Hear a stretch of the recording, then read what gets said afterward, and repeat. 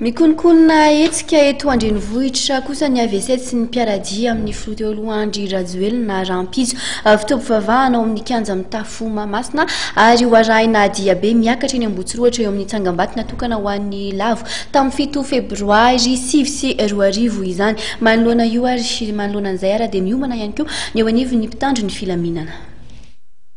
Anamafy ny fitandronan'ny fandriam-pahalemana eto andrenivohitra ny Moreg Rampitso 7 febroary araka nambaran'ny kolonel Rakotomana Florence. Izy fiambenana manokana apetraka izy ireo amin'ny toerana sy lalana andehanan'ny AV7 sy ny mpiaradia amin'Andriamatoa Andry Rajoelina Rampitso ao anatin'ny fankalazana amin'ny 5 taona ny 7 febroary. Vavaka fitombavaka arakaran'ny AV7 avy eo ametraka fehezam-boninkazo Ambotsoroatra dia nahazo alalana tamin'ny préfecture de police, nahazo alalana ara-dalàna. Ka io moa tsika anatin'ny tamintandalàna dia ny lalàna no mpiarina noho izany dia afaka manao an'izay zareo satria manana izay autorisation zay. No marian'ny kolonel Rakotomana Florence fa manana andraikitra amin'ny filaminana Rampitso ny mpitarika ny fihetsiketsehana.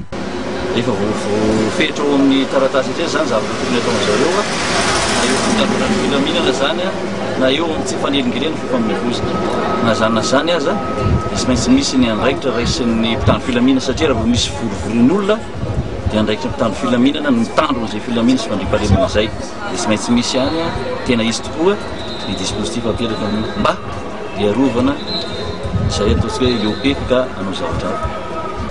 Dia izay nefa ny fampiresahana tamin'ny mpitarika anjaran'ireo tanteraka no mitandro an'izay filaminana izay sy fandriam-pahalemana izay. Izay mpitandro filaminana dia mandray ny andraikitra koa amin'ny toerana izay tokony isanay zany mba hafana manakana izay fandrahoatra ka misy tady anakorotana. Ny hoe isana korotana isana raraotra anao an'izao hoe ka izay ny antony andraisanay fepetra Rampitso. Araka izany dia atevenina ny fitandronan'ny filaminana eto andrenivohitra indrindra eny Mahamasina, Anosy ary Antaninarenina Rampitso 7 febroary fankalazana ny 5 taona ny Sabotsy Mena 7 febroary 2024.